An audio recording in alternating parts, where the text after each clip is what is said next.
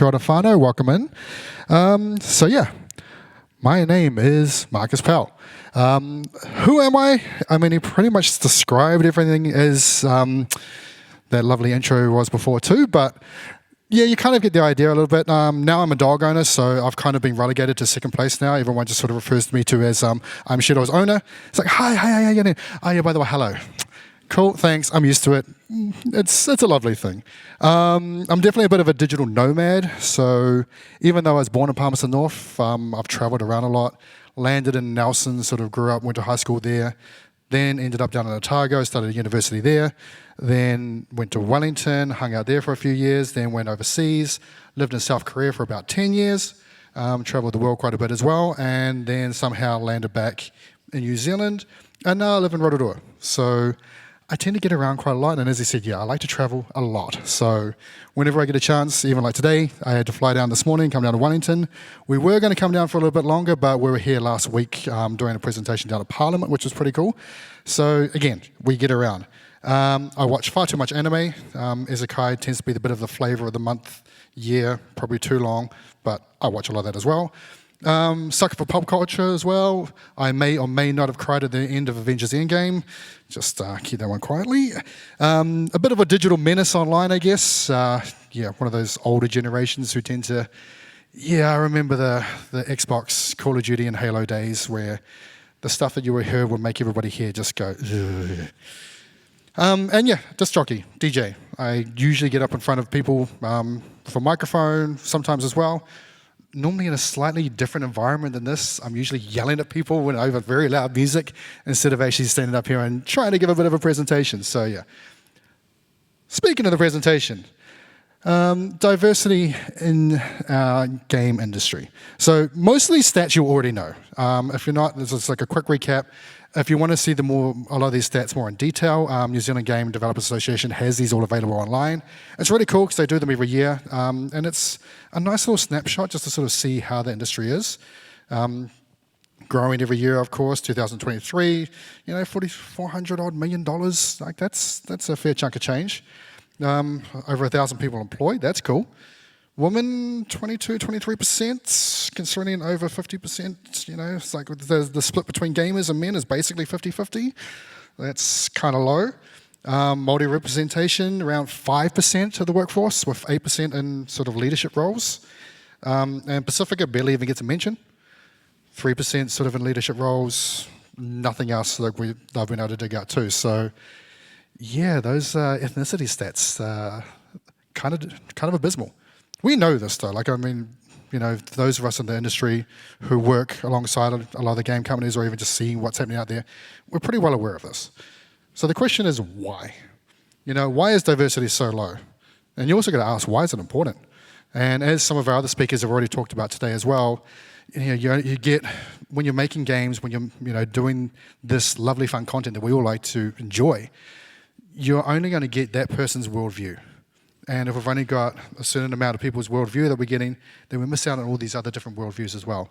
And especially when you look at, you know, obviously advocate for Māori and Pacifica, but, you know, original storytellers here, like this is, like our whole history and culture is based around, you know, telling stories, telling exciting narratives. Yet our representation, you know, within inside the game industry is, you know, single digits. So it is important. And we've made changes. There have been a lot of cool things out there. Again, NZGDA has been doing a great job. There's diversity initiatives out there, mentorship programs, code, grants, training. We've got Girls in Games, Internet New Zealand doing community grants, all these kind of fun things, research. Even the Ministry of Education, they've been out there trying to get devices, internet for low-income and rural students. That still needs to be pushed out for you a few more because there's a lot of rural places out there that still do not have decent internet access, but at least I've been trying. We even ran Get Into Games with the Ministry of Education a few years ago as well. Some of you might have remembered seeing that, and I even interviewed probably more than a few of our game designers out there as well. So again, a lot of cool initiatives out there. Even the DIA has been going digital skills, inclusion for Māori and Pacific communities. So there's all these cool things out there. There's a lot of stuff out there that is trying to go through and battle this abysmal, you know, ethnicity percentage that is inside games. However, there is a cold reality out there of why this isn't actually the case. So when I first moved back to New Zealand, so I got back 2020, it would have been just as COVID hit. So I was in Germany at the time, again, off on my travels. Europe pretty much went into lockdown and I had to hightail it back to New Zealand. Got back, last wave, last flight out of Japan, and go figure, I had to fly halfway around the world just to get back to New Zealand. But got back to New Zealand, like, cool, I'm here, what am I going to do? I had a rough idea of sort of where I wanted to land, but I ended up landing with Digital Natives Academy. And at the time, the hook was to go through and do education inside the digital realm. And so we're looking at digital wellbeing, we're looking at esports, content creation, and game design. So I'm like, cool, these are things I love. Hey, I get to go through and teach digital stuff to kids. Yeah, dream job. But yeah, when I started out, so, group of kids coming in, is like, cool. We're going to go through and we're going to do esports. Right, we're going to go through, we're going to play Overwatch. Kids are like, yeah. How many of you guys actually played Overwatch?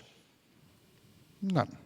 I mean, of you guys, yeah, I'm sure. How many people here actually do play Overwatch from here? Just for, a few of you, cool. Some of the kids that we had, half of them, no, I never played Overwatch. Okay, I'm going to go through and teach you. How many of you guys have played shooters? Like, the kids are like, yeah, we've all played shooters. I'm like, okay, cool, so we're going to jump on the practice range. You guys know how to move around? Arrow keys?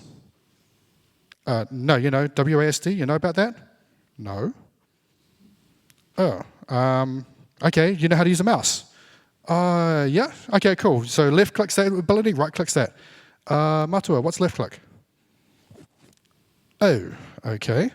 This is inside esports, They're supposed to be gamers. You kind of think they know this stuff, but they don't. Skip forward to my content creation class. Okay, can you guys, we're gonna go through and look at memes. Find me your favorite meme online. How do we do that? Go to your browser, just search. What's my browser? Where is my browser? Oh, okay. Do you know how to open an image? No. Do you know how to save an image? No. Ooh. Jump forward into game design. All right, we're going to go through and we're going to read this passage. Matua, what's this word? What's this word? What's this word? Wait a minute, so your reading ability, no? So these are the challenges I faced almost immediately when coming through and trying to deal with some of our kids. The fact that half of them had never actually touched a PC before, let alone knew their way around just simple digital literacy was a shock. I was completely thrown back. It's like, wait a minute, I'm expecting, hey, this is the generation, this is the digital generation. Our kids are, they've got these devices in our hands, they should know all this stuff. Yeah, no, they don't. We kind of thought they were up here. But when it comes to actual proper digital literacy, a lot of our kids are way down here. And that's been kind. Again, the fact that I had kids out there, I was thinking, yeah, you guys are gamers, you know how to do this. You don't even know how to use your simple movement controls and a mouse on a PC? Ooh. So found myself having to really step back and really rewind things and think about, wait, this is what we're dealing with here. And this is not just in Rotorua and the kids we've been dealing with as well. As the years have gone by and I've been working with digital natives and we've been working across the country as well, I've been finding that this is very much a common theme across the country. And the cold reality is our kids are not that digital literate. There's always that saying, it's like, hey, you don't know how to use a PC. Go find a kid. Get your grandkids. They know what to do. Yeah, they might be able to find their way around their phone pretty quickly. But when it comes to an actual PC, no, they do not. And so this becomes a huge problem. And there's a lot of reasons for this. One of the biggest one is definitely that economic barrier. We've got kids out there who just cannot afford access to a PC anymore. Rich kids, rich families, all this stuff. Yeah, it's like, yep, parents have a PC, they can probably buy their kid one. Poorer families, hell, they'll be lucky if your parent has a work laptop, and if they do, there's no way they let their kid anywhere near the thing. So all of a sudden, there is a massive barrier there for kids getting into anything in the digital realm, let alone game design. Educational inequities as well. Schools, again, wealthier schools, they've got access. Our poorer schools, none. We ran an event for over the last couple of years. We do Minecraft build competitions.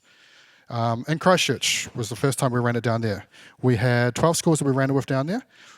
Said the schools, right, we're going to run the Minecraft. You guys are all good with this? Yep. All the schools had access, they all had access to it. They were all fine. Went away, came back. Competition was awesome. Sweet. We ran the same competition a year later with 12 of our kudo. And this was based just sort of around Rotorua. Yep, you guys, we're going to do Minecraft. Yeah, you guys want to do Minecraft? Yeah, cool. One school had access. The rest of them all came back to like, right, how do we get access to Minecraft? How can we use it? You realize Minecraft has actually been designated by the Ministry of Education to be available free to all New Zealand students. Being free doesn't necessarily mean it's free. And again, this is the reality we all of a sudden we're dealing with as well. So yeah, those educational inequities, they're there and they get worse. Geographical disparities, of course, depending where you live. My mum still doesn't have broadband internet connection. We're still running on a goddamn ADSL line. So whenever I go back home, I'm like, yeah, wait a minute, I can't take any video calls. Everything else is going to be like this because it's just, yeah. And of course, when you're looking at these disparities, Māori and Pacifica always get hurt the hardest. Then there's bring your own device. Yes, bring your own device. So, Chromebooks. They are great for a 7-year-old. Why in the hell are we using Chromebooks in high school? It just blows my mind that this is where we're at. We've got our high school kids. It's like, we're going to do digital stuff. Yes, we're going to raise the next generation of digital leaders, and we're using Chromebooks. Oh, the joy! And when you put all this together, you get a lack of early exposure, which means you've got kids out there. Again, I'm getting kids who are coming in 15, 16 years old who have hardly ever touched a PC. You're not going to get them into digital jobs if they can't even navigate a simple Windows interface. And again, this is the reality we're faced with. This is the very hard task that we've got of trying to go through and manage this mess. It's not fun. It's not easy. And this is where the flow-on effect comes in. The impact of the digital divide. We're wondering why these stats are so low. And it's, disproportionately affects the minorities. And this results in, obviously, fewer opportunities to develop skills. So we're trying, and again, like I said, we've got all these great initiatives. Like, we're looking at building, like, hey, here's the game developers for house. It's nice, it's welcoming, it's great. It's all the way up here, like on this nice little pedestal. It looks cool, it's welcoming, We're doing all these things to make it as inviting as possible. But we forgot to actually build the stairs to get up there. And this is where the digital divide has come into place. We do not have enough skilled Māori and Pacifica people out there for you guys as, game companies or, designers of that. There's not enough out there for you to draw on to actually bring in to help boost up those numbers. And this is where the change needs to happen. Yep, it's cool. Like again, don't get me wrong. What we've done is great, having that environment up here. But if we can't get people up there, if we've only got a handful of people to draw from, then of course their representation is always going to be low. And this is the issue with this as well, is it's not something that can be changed overnight. It takes time. You can't just expect, we're going to go into a school and we're going to do this awesome program and all of a sudden we're going to get 100 coders out of this, 1,000-kid school. Yeah, it doesn't work like that. We know it doesn't work like that. It takes time, it takes years. And if you've already got that benchmark of a 15-year-old being all the way down here versus that 15-year-old who has the access, the computer at home, who's been, tutoring with their PC since they were like 3, 4, 5 years old, their skill was already going to be up here. Give them one more year, they're horrible. You can use them. We've seen it time and time again. But if you've got that same 15-year-old and their skill levels all the way down here, that's 5, 6 years at least until you're going to get them up to anywhere near a point where they are going to be hireable and usable within the industry. And that's if you can actually give them those 5 or 6 years as well. Because again, you see that house up there and it's like, I didn't see the stairs. I got to build my own stairs to get up there. And who the hell's going to build your own stairs? I ain't building those stairs. I'm going over here. This industry way easier. Again, that is the reality Māori and Pacifica especially they face. So why am I going to bother about trying to go into an industry where I've got to put all this work in where my family needs me to earn money right now? My mum and dad are already working 3 or 4 jobs. to support our family, and then they need me to go out and do the same thing as well. Yeah, that house out there is looking even further and further away and less appealing, whereas they need to do what's right for them now. So these are the struggles that we face with inside trying to get more diversity. And this is not just in New Zealand. This is worldwide. When I was going through and researching up on this as well, it's always nice to have a little bit of research just to make sure, even though I'm on the ground doing what, seeing it firsthand, it's kind of nice just to see what the rest of the world's facing as well. Exactly the same thing. The same disproportion for ethnic minorities across the world is exactly the same. And conversely, of course, when it comes to inside the hardware and inside the factories and stuff like that, when you're actually going through and, we're building TVs and stuff like that too. And of course, it's exactly the same flip too. It's all the ethnic minorities are the ones out there doing the hard labor, whereas it's, we know the people it is, the ones out there who are the, the CEOs and the ones making all the decisions and everything else. So yeah, it's fun times. Not really. Whoops. Make sure I don't drop that. So, Digital Natives Academy. So this is where I work. This is the fun stuff that, coming in, I was like, yeah, I'm going to go through and teach all this stuff. I was like, oh, God, I've got to deal with this. But it's been good, though. It was an eye-opener that needed to happen, and it's really allowed us to go through and refocus what we do and just what our aim is to be as well. Because coming is like, yeah, cool, we're all about education inside the space, but we need to switch our focus so we can get more people in and then get them built up. And so this is what we do. We're based out in Rotorua, but we've also got hubs around the country too. But we do different initiatives. So Tuikiritanga is our first one that we go through. And this is basically getting those affluent kids, the ones who are one step away of being kicked out of high school, or the ones that we identify early on who are, on the path for not doing well. And we bring them in and we give them foundational digital skills. And it's as simple as getting them on a PC and giving them, right, this is how you navigate it, this is how you do, and just letting them go for it. And letting them actually experience what is capable inside digital technology. And the stuff that they can churn out is pretty impressive for kids who have never touched stuff before. I remember we were on the West Coast doing a tour down there. Came across this one girl, amazing artist, drawing artist. Chucked it on a digital Huey on tablet. Within the space of half an hour, the picture that she churned out was unreal. And this is just giving them, just putting the right tools in their hands and seeing what some of these creators can come up with. But we've got to get those tools in their hands. And this is what we're trying to do. So we run our Tuikiritanga program, which is aimed mostly at intermediate kids. And again, it's just trying to give them those digital skills. We run after-school programs. So it's a place for students to come out, hang out, get on the computers. We run things like esports. We're doing coding, robotics, all these fun things. Again, it's just getting stuff in their hands. Not necessarily having to go through and making a career out of it, but at least getting this technology in their hands so they got a chance to play with it and a chance to look around, to tutor with it and see if it's something they want to get into. We run our native tech program. First spelling mistake I didn't notice on that slide. Then again, I did do this slide very, very late at night. And I was like, oh, when I was going through and checking my slides the other day, I was like, damn. But anyway, full-time, not full lol. Full-time accredited course focusing on digital tech too. So we go through and we run our program for 15 to 24s, and we run through level 1s, level 2s, level 3s, fully unit standards, 60 credits, they get through and get their full accreditation coming through with us. And it's using digital tech. So we're using game design, we're using digital wellbeing, we're using coding applications, we're using content design, we're using all these things. And again, these are coming from kids who are from their digital skills are way down here to ones who have already got them making basic games. And then ones like my niece who I've also brought in as well, I'm starting to put her into work with our native industry side as well and actually giving her projects to work on. So again, once you put the right tools in the hands of these kids, they can do wonders. But without those right tools, they're kind of stuck. There's also our hubs. So we run different hubs across the country. We're based in Christchurch, out in New Brighton Library.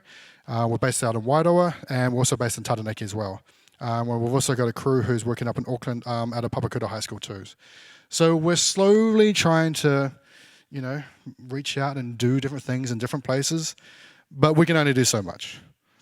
We cater to, I think it's 55 full-time students, plus 10 a day for our other programs, plus a little bit after school too. So Hey, it seems like a lot, and it is, but there's a whole country of students out there missing out.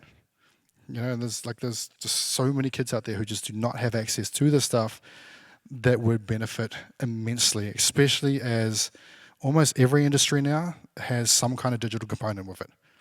And if you've got those literacy skills inside digital, that automatically puts you in line for top tier positions within those things.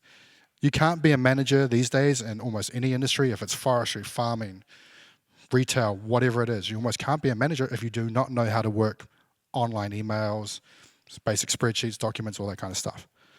And this is the simple stuff, but we think of it as such a simple level. But again, we need to remember, I've got kids out there who don't even know how to open and close a window. They don't even know how to go and find your documents or your downloads, let alone how to open up, a Word doc and how to, basic format or anything like that too. So there's, that divide. So what can you do to help? I mean, and I'm not even going to put this on game companies because obviously, indie gamers, stuff like that, money and infrastructure is hard. This is something that needs to be done on a government level. But doesn't mean if you don't have equipment, equipment donations are huge. Giving that old crappy PC to a kid who shows potential is massive. Even though it doesn't need to be good, but as long as it can run a basic program, as long as it can run Blender, as long as it can run even just like the basic Photoshop, Canva, Krita, whatever it is that you want to go through and run at a basic level, that's already a huge start over a Chromebook. Support the digital programs. So there's always going to be digital programs out there. Show support for them. Help them. Whether it's just giving a bit of your time to go through and just help mentor some of these kids. Advocate for policy change. That's obviously a big one. It's like trying to push policy through government. Say that. It's like, right, if you want to see more people in this space, this is what you need to do. And mentorships, interns, that's huge. Community outreach workshops, all these different things you can go out there as game devs. It's not a difficult thing to do. I know sometimes your time is precious. We get that. But sometimes you don't need to give a huge amount of time to have a huge influence. And then it's a collaboration with collaboration with educational institutes, even like the ones like ourselves. And we do collaborate with whoever and is willing to to help out. And we've done so in the past, and we will continue to do so in the future as well. So, in conclusion, it is important to address this digital divide because without it, it means that diversity in games and that abysmal number of 8% is just going to stay the same. It might slowly creep out over the next couple of years, but it's still insignificant, it's not much. It can be so much better. And the gaming industry is only going to get much better because of that. Questions? More on the policy side, sitting in the space, how do you see groups such as DECA that are also operating in the space and the work that they're doing, but focusing more on policy rather than actual action, and how do you see your collaboration working with them? So again, it's policy is always it's a hard one because it takes so much time for policy to go through, which is incidentally we were invited to Parliament last week to set up in next the foyer, that little side room. By National, of all people, Again, can't throw shade to different politicians, especially if they're going to invite us down to Parliament to present the stuff that we do. And there's all these great organisations out there that do stuff, it's even the Recycle Your Own Device, DECA, there's lots of cool stuff that's happening out there, but again, they tend to miss it's up here. They're like, yes, all up here is but you're forgetting the kids and everybody down here in the swamps who are just struggling to even get their hands on a device. And again, the bring your own device thing as well, because of that, what we found is a lot of schools just nuked their PC labs. Because they're we don't need a PC lab anymore. And so this is where, once you've got rid of something like that, it is so hard for schools to bring it back in. We try and help them fundraise money or apply for grants and stuff like that to be able to get the school, get that equipment back in. But yeah, the policy overall and fundamentally, that's where it needs to happen. And it's just making sure that we've all got the same message. Like at the end of the day, like that's the hard part. It's like, right, we all need to be on the same page. It's like, right, yep, we need to make all this inclusive, you know, all this other stuff up here, but it's pointless if we can't get the kids up there. How did your time in South Korea, where their average digital literacy is so much higher than all of the rest of the world, shape the way that you're viewing how you're going to up the digital literacy of New Zealand and Māori and Pacifica people in particular? I mean, yeah, like and that was one of the big things as well. So coming from South Korea, I was like, you know, got these kids over there who can basically, their English is their second language, was stronger than some of the kids' English is their first language I was dealing with. And it definitely did shape like my expectations going in, but it's also given us kind of, it's a very high, but it's a benchmark. And it's a place that we want to look through too, because not just myself, but also our founders, both Nicholas and PT, they both spent time in South Korea too. So we've all had that experience overseas and be able to see what, you know, digital literacy at a young age can we look like in a population, and also just looking at what, you know, not just Korea, but also Japan as well, like two countries which embrace technology, and you see the stuff that's coming out of them, how it's, you know, integrated into everyday lives, and just seeing what it can do, and just seeing that markers all the way up here, and then you come back to New Zealand, and literally I'm coming back to the goddamn Stone Age. That's what it felt like coming back. And, you know, even though my view of that was skewed a little bit by being over there, it's still exactly what it was though. I'm coming back and it's like, right, I can barely even get reception on my cell phone 2 blocks away from the center of town. This is where our digital infrastructure is. You know, one of the hubs that we work with out of Murupara, they didn't get broadband until like a year and a half after their hub was made. We were still out there working on goddamn ADSL again. We were trying to run gaming computers and trying to run all these courses out there. It was a nightmare. And so, yeah, like seeing the differences between the two, like it gives us a nice benchmark going, right, hey, this is where these guys are at.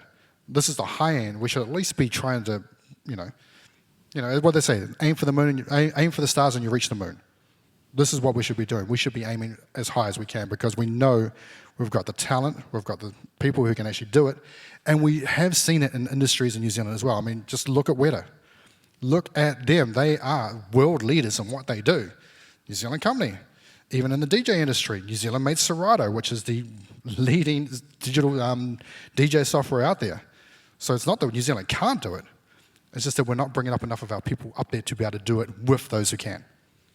Are there any digital tools that aren't made yet that would be helpful with, progressing people through the early stages of getting used to computers? There's a lot of stuff like that we tend to use, you know, whether it's just like, again, like simple, like aim labs is quite good for mouse movement, just to get kids used to doing mouse stuff like that. Even just like the typing game, stuff like, you know, so any kind of utility tools around stuff like that, if it's just, like I don't know, like if you're using like a mock load up of Windows or something. So yeah, this is actually, anyone wants to look at developing something like this, then yeah, feel free to go for it and do it as well. But anything that just gives you the simple navigation and teaches you simple navigation of a PC, like something like that, you know, done in a child learner friendly environment would actually be huge and it'd be really useful. Instead of us having to go through and use a different program for touch typing, a different program for just like key movement, a different program for like mouse control and stuff like that. Something all together, might be onto something there. Copyrighted. Kia ora, Marcus. Love your talk. That was really amazing. I've got a few questions for you, so just pick your favourite one or answer them all. How transplantable do you think the model is to different parts of Aotearoa? Being from Whangarei myself, I'm really aware of how a lot of those communities you mentioned are distributed really far apart from each other and te tai tokoro. And then how much demand do you get for the programs? Do you have to really go out there and connect with your communities? And if so, how do you do that? Go for it. So the one thing we try and do is, even though the general idea of what we do is very transplantable around the place, but we find that the actual running of it is very dependent on each region. And that's why like our hubs act very independently of each other, because each region tends to have their own specific needs. And so we're very aware of that too. So what we do in Rotorua is not necessarily going to work down in Taranaki, it's not necessarily going to work in Christchurch, it's not necessarily going to work if we did it up in Whangarei as well.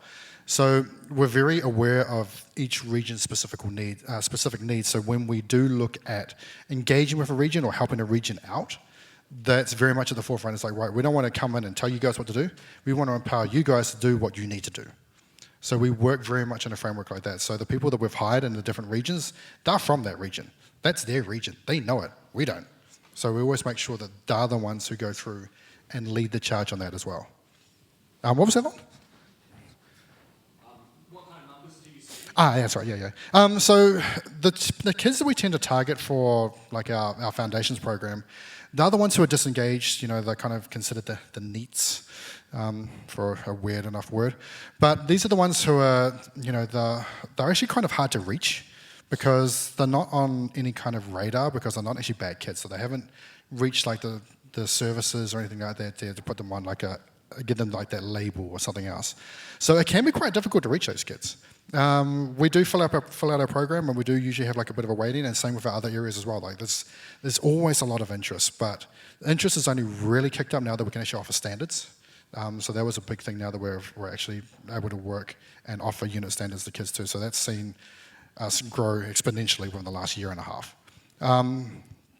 So there's a want out there and there's a need out there, but again, trying to reach some of these kids is very difficult because these are, again, we're looking at kids who are stuck in their bedrooms, their parents don't really know what to do with them, but they're not the ones who have been referred to any social service or anything like that. So they're just, they're just getting by. Or they're in class, they're going there, but they're not engaging. That quiet kid at the back of the class who's just like, yeah, I'm at school.